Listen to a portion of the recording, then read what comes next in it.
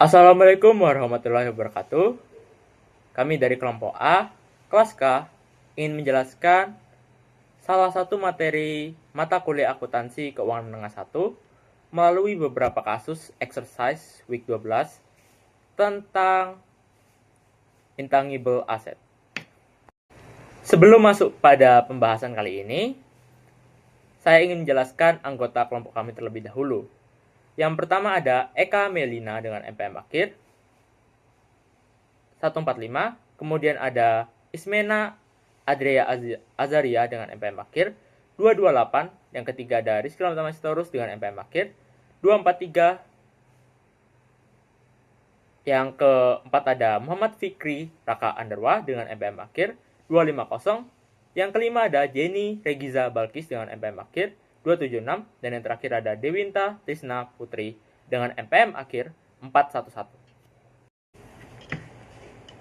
Baik, di sini saya akan membahas salah satu soal, yaitu soal nomor 1, P12.2 tentang accounting for patent, di mana terdapat beberapa data, yaitu tentang pada tahun 2013, 2014 terjadi riset pengembangan presipator senilai 384 dolar Hong Kong, 80.000 dolar Hong Kong.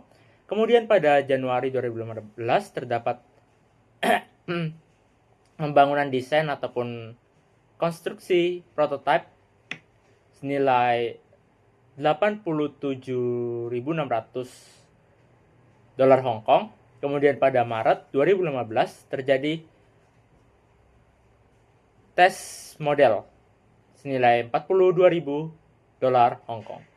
Selanjutnya pada Januari 2016 terjadi pembayaran teknik atau juga hukum untuk mempersiapkan paten senilai 59.500 atau pembelian hak paten intinya. Pada November 2017 terjadi aktivitas peningkatan desain ataupun pengembangan desain senilai 81.500 dolar Hong Kong. Kemudian pada Desember 2018 terjadi pengesahan atau pembelian atas hak paten senilai 42.000. Dan pada April 2019 terjadi pengembangan suatu modifikasi desain pada hak paten senilai 49.000. Dan pada Juli 2021 terjadi sebuah pengesahan pembayaran paten yang gagal yang digunakan dalam persaingan senilai 34.000. Nah, dari sini kita bisa mengetahui pada Maret 2019 terjadi diketahui bahwasannya terdapat umur manfaat pada hak paten senilai 17 tahun. Nah, pada 1 Januari 2021 ternyata diestimasikan terjadi umur manfaat hanya sampai 5 tahun saja.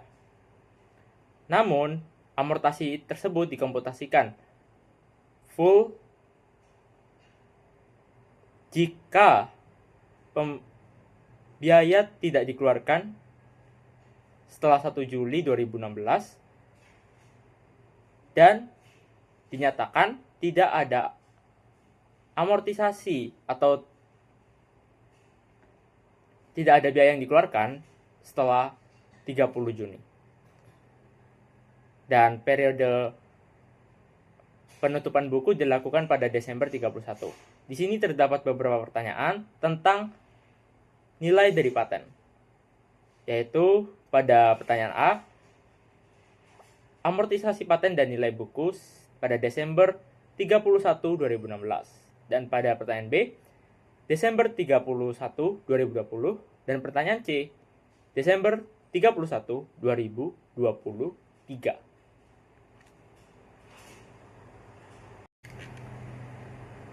Baik, kita akan masuk pada jawaban soal nomor 1 atau pembahasannya, di mana kita mengetahui yang dibahas pada soal A hingga C adalah membahas tentang amortisasi hak paten.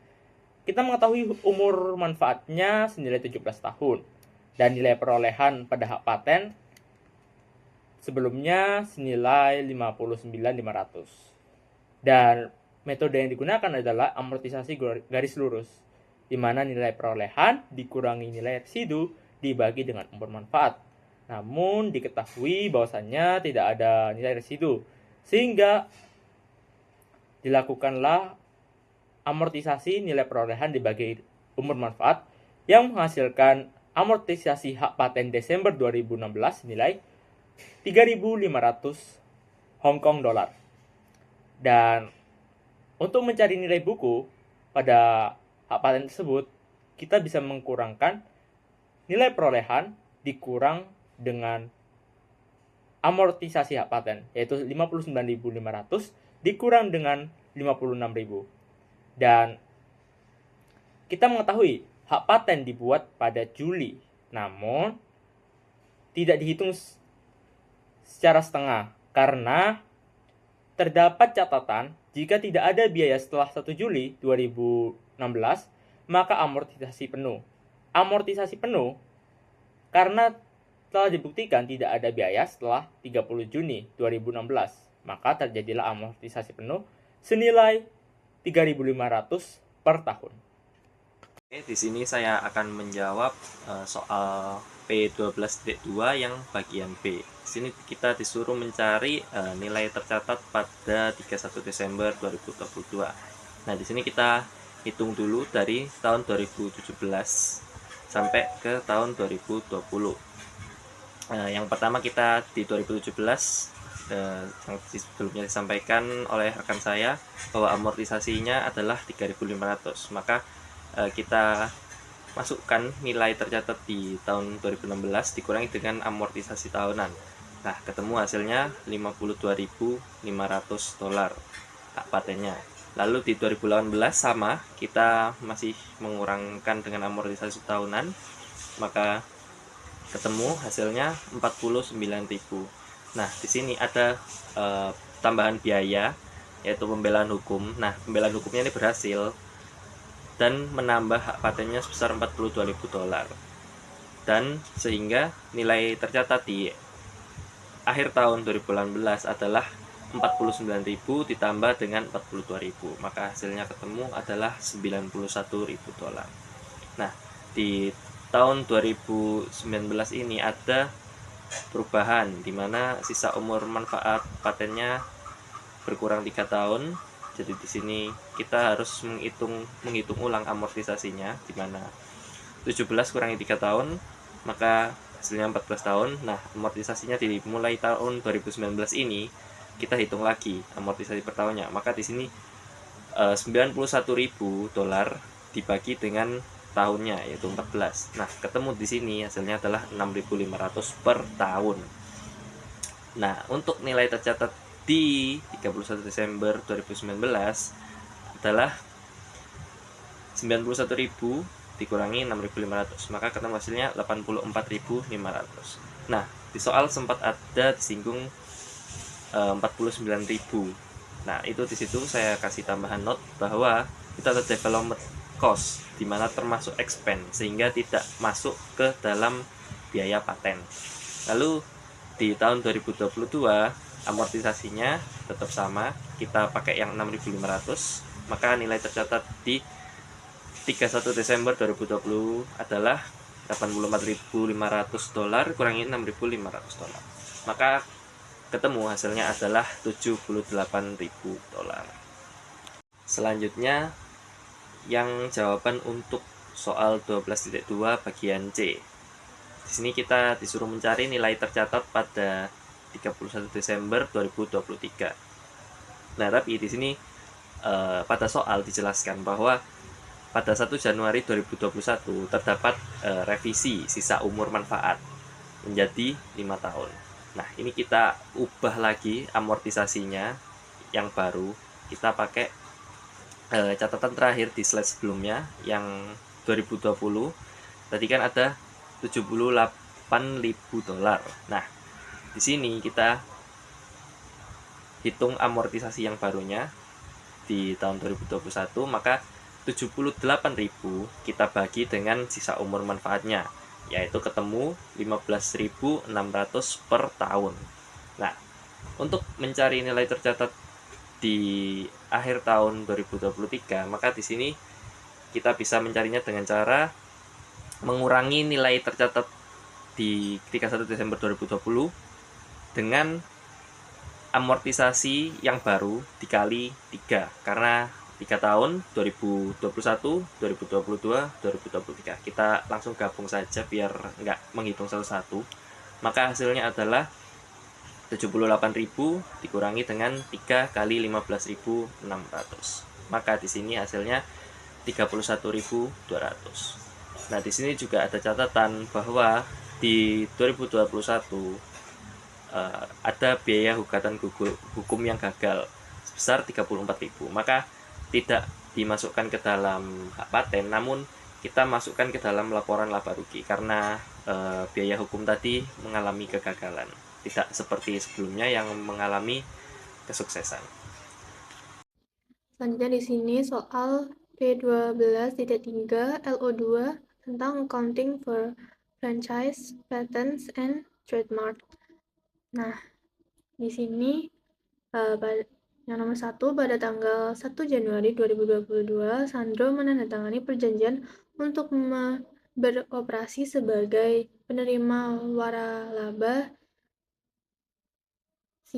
isian kopi service dengan biaya waralaba sebesar 75.000 dari jumlah tersebut. 15.000 dibayar pada saat perjanjian ditandatangani dan sisanya dibayar dalam angsuran tahunan sebesar 15.000 setiap tahunnya, dimulai pada tanggal 1 Januari 2023. Perjanjian tersebut menetapkan bahwa uang muka tidak dapat dikembalikan dan tidak ada layanan di masa mendatang yang diwajibkan kepada pemberi waralaba. Nah, nilai sekarang pada tanggal 1 Januari 2022 dari 4 pembayaran tahunan yang didiskontokan pada tingkat 14% atau tingkat bunga implisit untuk pinjaman jenis ini adalah 43.700.000. Perjanjian tersebut juga menetapkan bahwa 5% dari pendapatan dari waralaba harus dibayarkan kepada pemberi waralaba setiap tahunnya. Pendapatan Sandro dari waralaba untuk tahun 2022 adalah 900.000. Sandro memperkirakan masa manfaat waralaba tersebut adalah 10 tahun. Nah, di sini ada petunjuk pada bab 8 untuk menentukan perlakuan akuntansi yang tepat untuk biaya waralaba dan pembayaran. Yang kedua ada Sandro mengeluarkan biaya eksperimen dan pengembangan sebesar 65.000 di laboratoriumnya untuk mengembangkan paten yang diberikan pada tanggal 2 Januari 2022. Biaya hukum dan biaya lain yang terkait dengan pendaftaran paten berjumlah 17.600. Sandro memperkirakan bahwa masa manfaat paten tersebut adalah 8 tahun. Paten tersebut belum mencapai kelayakan ekonomi. Nah, nomor 3 ada sebuah merek dagang dibeli dari Shanghai Company seharga 36.000 pada tanggal 1 Juni 2019. Pengeluaran untuk litigasi yang berhasil dalam membela merek dagang tersebut berjumlah 10.200 dibayar pada tanggal 1 Juni 2022. Nah, Sandro memperkirakan bahwa masa manfaat merek dagang tersebut adalah 20 tahun sejak tanggal akuisisi. Nah, instruksi di sini yang pertama ada yang A, siapkan jadwal yang menunjukkan bagian aset tak terwujud dari laporan posisi keuangan Sandro pada tanggal 31 Desember 2022. Nah, tunjukkan perhitungan pendukung dan format yang baik. Yang B ada siapkan jadwal yang menunjukkan semua pengeluaran yang dihasilkan dari transaksi yang akan muncul pada laporan laba rugi Sandro untuk tahun yang berakhir pada tanggal 31 Desember 2022. Tunjukkan perhitungan pendukung dalam format yang baik. Nah, di sini saya akan menjawab soal nomor 2A. Perhitungannya adalah Sandro SA, Statement of Financial Position, Intangible Asset Section. per Desember 31, 2022. Nah, di sini ada aset tak berwujud. Franchise-nya itu sebesar 52.830. Terus hak patennya sebesar 15.400. Merek dagang atau trademarknya itu sebesar 29.700. Jadi total aset tak berwujudnya adalah 97.930. Nah, perhitungannya itu adalah dari yang franchise dulu. Ada biaya perolehan yang dikapitalisasi. Jadi uang muka tunai sebesar 15.000 ditambah sama nilai masa kini atau present value sebesar 43.700. Jadi hasilnya adalah 58.700. Terus ada amortisasi tahun 2022. Jadi di sini itu biaya perolehan tadi yang totalnya 58.700 dibagi 10 tahun, waktunya sama dengan 5.870. Nilai tercatat per 31 Desember 2022 adalah 58.700 tadi, yang biaya perolehan dikurangi sama nilai amortisasi 2022 sebesar 5.870, sama hasilnya adalah 52.830. Terus untuk yang hak paten, cara penghitungannya itu biaya perolehan yang dikapitalisasi itu ada biaya hukum dan registrasi paten sebesar 17.600. Itu saja yang dikapitalisasi. Terus ada amortisasi tahun 2022 didapat dari 17.600 dibagi 8 tahun, yaitu lama waktunya, sama dengan 2.200. Nilai tercatat per 31 Desember 2022 itu 17.600 dikurangi 2.200, jadi sama dengan 15.400. Terus ada merek dagang atau trademark. Nah, di sini cara perhitungannya itu biaya perolehan awal 1 Juli 2019 sebesar 36.000. Amortisasi tahunan sebesar 36.000 dibagi 20 tahun. Jadi sama dengan 1.800 per tahun. Di sini ada akumulasi amortisasi dari 1 Juli 2019 sampai 31 Desember 2022. Nah, di tahun 2019 itu cuma 6 bulan, jadi separuhnya dari 1.800 yaitu 900. Terus kalau dari tahun 2020, 2021 sampai 2022 itu 3 tahun penuh ya. Jadi 1.800 dikali 3 hasilnya 5.400. Total akumulasi amortisasi itu 900.000 ditambah 5.400, jadinya 6.300. Nilai tercatat per 31 Desember 2022 itu adalah biaya perolehan awal tadi sebesar 36.000 dikurangi total akumulasi amortisasi sebesar 6.300, jadinya 29.700. Selanjutnya saya akan menjawab yang soal 2B, yakni kita disuruh untuk membuat laporan laba rugi untuk beban-beban terkait untuk tahun yang berakhir pada tanggal 31 Desember 2022.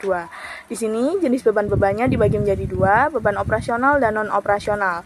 Beban operasional yang pertama ada beban amortisasi waralaba didapat dari 58.700 dibagi dengan masa manfaatnya 10 menghasilkan $5.870. Lalu beban amortisasi paten 17.600 dibagi dengan masa manfaatnya 8 jadi $2.200. Lalu ada beban amortisasi merek dagang 36.000 dibagi dengan masa manfaatnya 20 menjadi $1.800. Lalu ada beban operasional waralaba 900.000 dikali dengan 5% menghasilkan $45.000. Lalu ada beban eksperimental dan pengembangan didapat dari biaya internal laboratorium sebesar $65.000. Lalu ada beban hukum pembelaan merek dagang didapat dari biaya litigasi sukses sebesar $10.200. Lalu di sini menghasilkan beban operasional dengan total $130.070. Lalu selanjutnya kita akan menghitung yang beban non operasional.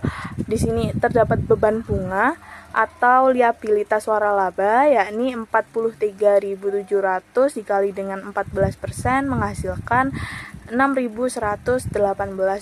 Lalu total beban yang terjadi pada tahun 2022 sebesar $136.188.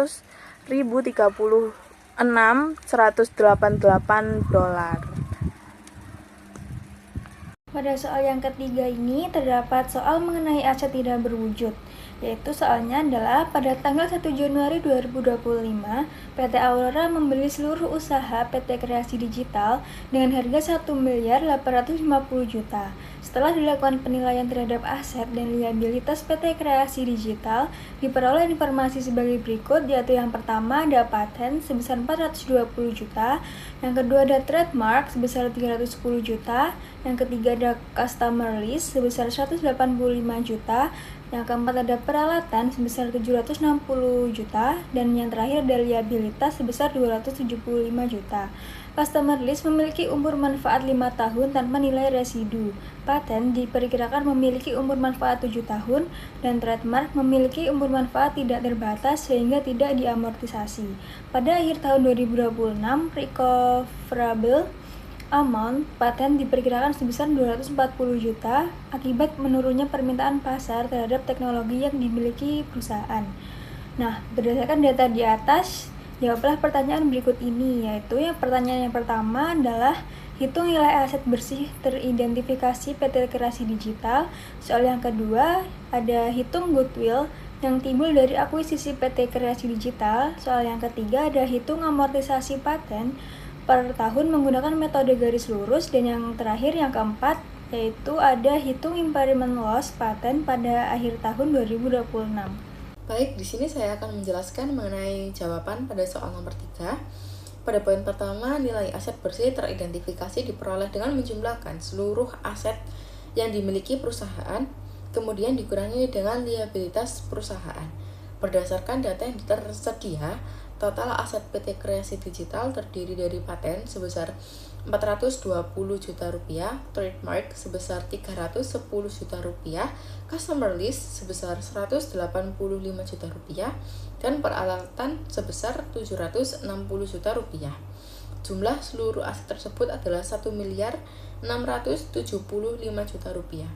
Setelah dikurangi liabilitas sebesar 275 juta rupiah, maka diperoleh nilai aset bersih teridentifikasi sebesar 1.400 juta rupiah. Lalu pada poin kedua, goodwill dihitung dari selisih antara harga pembelian perusahaan dengan nilai aset bersih teridentifikasi yang diperoleh. PT Aurora membeli seluruh usaha PT Kreasi Digital dengan harga 1.850 juta rupiah, sedangkan nilai aset bersih teridentifikasi sebesar 1.400 juta rupiah. Selisih antara kedua nilai tersebut menghasilkan goodwill sebesar 450 juta rupiah. Goodwill muncul karena perusahaan bersedia membayar lebih tinggi dari nilai aset bersih yang dimiliki, yang biasanya disebabkan oleh faktor seperti reputasi perusahaan, loyalitas pelanggan, kualitas manajemen, dan potensi keuntungan di masa depan. Yang selanjutnya, untuk penyelesaian pada soal nomor yang ketiga, yaitu kita diminta untuk menghitung amortisasi paten per tahunnya. Dengan rumus nilai perolehan dikurangi dengan nilai residu dibagi dengan umur manfaatnya. Nilai perolehannya adalah 420 juta dikurangi dengan nilai residunya yaitu 0, dibagi dengan umur manfaatnya yaitu 7 tahun. Dan menghasilkan amortisasi paten per tahunnya sebesar 60 juta. Yang selanjutnya, pada soal yang keempat, kita diminta untuk menghitung impairment loss atau rugi penurunan nilai paten pada akhir tahun 2026, yaitu dibagi menjadi 3 langkah. Langkah yang pertama adalah kita harus menghitung akumulasi amortisasi hingga akhir tahun 2026, yaitu dengan cara amortisasi paten per tahun, yaitu 60 juta dikali dengan 2 tahun, yaitu menghasilkan 120 juta. Langkah yang kedua, kita menghitung nilai tercatat atau carrying amount per 31 Desember 2026, yaitu dengan rumus nilai perolehan dikurangi dengan akumulasi amortisasi, yaitu nilai perolehannya adalah sebesar 420 juta dikurangi dengan akumulasi amortisasi sebesar 120 juta menghasilkan nilai tercatat sebesar 300 juta. Langkah yang ketiga, kita menghitung penurunan nilainya atau impairment loss, yaitu dengan rumus nilai tercatat dikurangi dengan recoverable amount, yaitu nilai tercatatnya tadi sebesar 300 juta dikurangi dengan recoverable amount-nya sebesar 240 juta menghasilkan impairment loss patent pada akhir tahun 2026 sebesar 60 juta. Baik, itu saja yang telah kelompok kami sampaikan. Untuk kurang lebihnya mohon maaf. Terima kasih. Wassalamualaikum warahmatullahi wabarakatuh.